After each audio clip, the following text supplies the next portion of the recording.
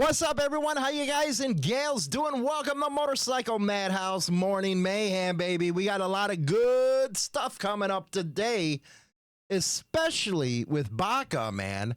This is the first interview where I seen somebody actually go through how they started and the whole 9 yards. It was an awesome freaking story. It really was. Don't forget, the online radio is going right now, 24/7 rockin' metal, baby.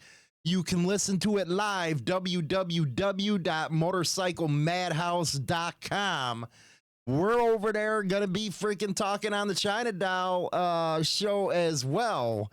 It's going to be good when she gets on there. We're going to be live streaming everywhere, man. So it's going to be a good time, a lot of fun, and all that good stuff. So let's go to our first video today. This is where I'm talking about how they were describing how they got started. Or BACA. The club aims to help empower children against the fear that follows the abuse. When approached by media covering the groundbreaking event, BACA member Schatz shared more details about the group. So Bikers Against Child Abuse was started back in 1994. It was started by a child play therapist up in Utah County, actually. And he was having a hard time with the child that one of the childs that he was working with. When he'd leave and go home, the child would fall apart. Everything that they did, all the leaps and bounds they did in the office, the therapy session, go home and it'd fall apart, be scared, wouldn't come out. The mom said she didn't remember the last time that the kid went out and played, and so he was a biker, grabbed a bunch of his biker friends, went over to the kid's house and played with them out front and hung out with them. They went in with pipes blaring, making sure everyone knew that this kid was a part of them. And then when they left that night, the kid got on his bicycle and rode all over town.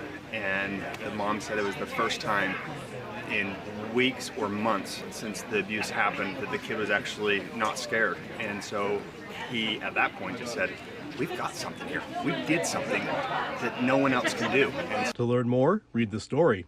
I'm Maury Kelly. Yeah, there you go, man. That was awesome, wasn't it? Again, I've read it, but I've never actually seen some of the members talking about it. And if you don't know who BACA is, something is very wrong with you, because they go out there and really help them kids in need. They help them from being afraid of these abusers out there. Me personally, you know, I feel if somebody hurts a kid, but it is really, really cool to hear them and how they started. Now we're going to go to the main story today. Very interesting stuff. It has to do with a guy up in Canada. This is not the United States. And you would see with, because I took the title from the news article for my stuff, but he wasn't the one who started the club, but he is one that started a real fearsome chapter of the Hells Angels up in Canada. So it's a very good history lesson for those that don't know. We're just learning everything today, aren't we? Learning how BACA started, and now we're going to learn how the Nomads up there started. So let's go on to this section right here. We have out of the dailystar.com.uk. And see the article, Rise of a 5'4". You know, a lot of people don't like that, right? They don't like it at all when you make fun of their height. Hells Angels biker with half a nose who created world's toughest gang. And right there's a straight up lie right there. Straight up. That's the headline of the news. Let's see here. Let's just go. Okay, we'll go on to that. Half a nose and 4 feet 4 inches. You know what? They used to say that stuff here in Chicago about no nose. It wasn't a good thing to say to that guy. Walter Stadnick might not have looked much, but the Canadian took the Hells Angels from Mafia errand boys to world's toughest group after founding the Nomads. Again, reporters, come on, man, get the facts going right here. Just muttering the words Hells Angels can strike fear into the hearts of many, but it wasn't always that way. What are you talking about? I thought it was always that way going back decades upon decades, but I guess that's just me.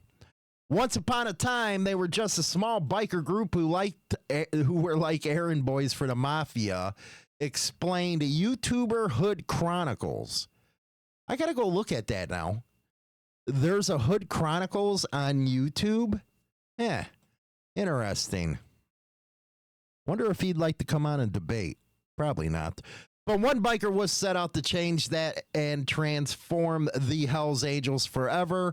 Walter Stadnick, 70, established his most brutal exclusive chapter, the Nomads, which became the toughest, meanest, most powerful group around. And now there's a crime expert. I'm surprised Steve Cook ain't on here.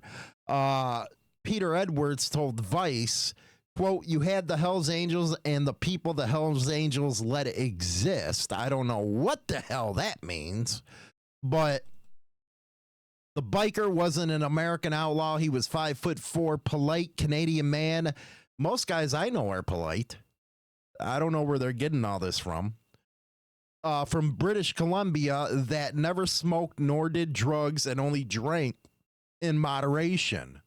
After being rejected from the Satan's Choice Motorcycle Club, it's a good history with the Satan's Choice Motorcycle Club up in North. You know, we got to get some history going on this channel, too. For being too short, the Hamilton resident became the leader of a biker gang, the Wild Ones, in 1977. It's pretty cool how the older fellas, they would, you know, because the Wild Ones was a movie with Marlon Brando, and the patches, it was pretty cool, man, the history of it. I don't know what it is with History Day today. What a drive to expand his reign, the cunning leader took advantage of an ongoing feud between the groups, the Outlaws and the Hells Angels. Adding extra manpower to the team, Stadnick enrolled the Wild Ones into the Hells Angels, but it came after Hells Angels hitman Apache. They're talking about the fight and stuff up there in Canada. Now, let's see here. Fearing for his life, he moved to the Montreal chapter. Montreal's way up there, isn't it? It's cold up there. I think it's cold around here all the time. No, it's cold up there. And earn his full patch in September of 82. It was no easy feat, I bet, in 82. Lot different than it is now.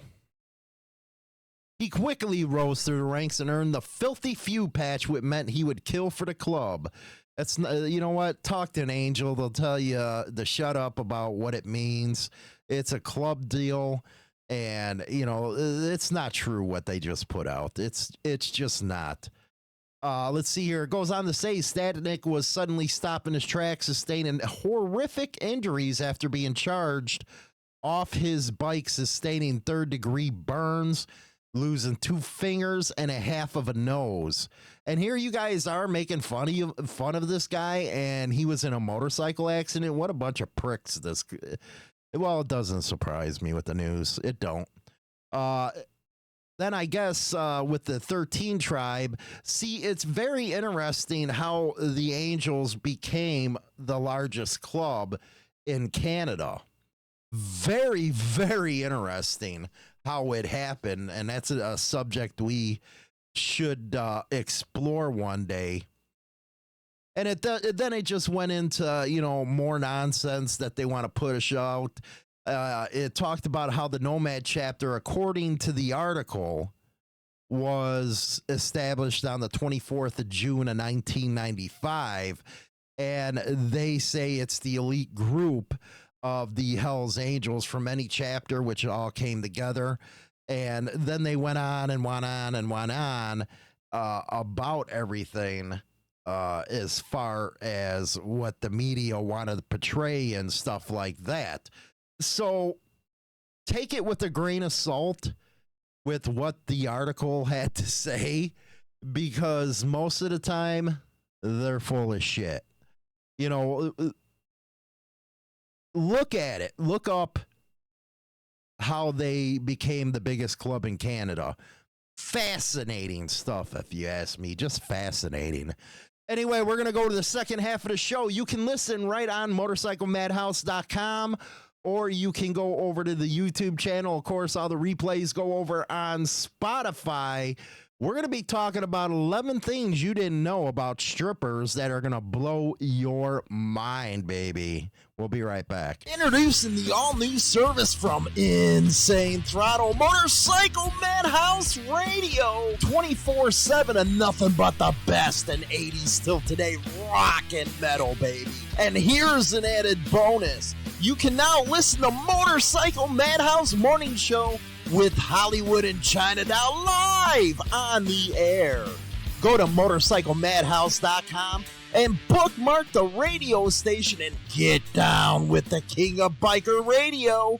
Rock on. Join the Insane Throttle Members Only Club on YouTube or Spotify and receive exclusive content Monday through Friday at 9:20 a.m. Central Standard Time. Your membership in the Throttle Club helps keep the show going strong. The Motorcycle Madhouse Morning Show now streaming over on Rumble and YouTube Monday through Friday at 8:15 a.m. Central Standard Time. Tune in Mondays live at 7 p.m. Central Standard Time on YouTube for the Madhouse Monday Night Raw with Hollywood and Marco. Grab a beer or some wacky tobacco and sit back and bust a gut. Subscribe to China Dow's Viper Pit to get your dose of the world according to China Dow. Real and honest opinions on what's happening in the world today. Join the Queen Viper and take a walk on the wild side of life on China Dow Viper Pit on YouTube today.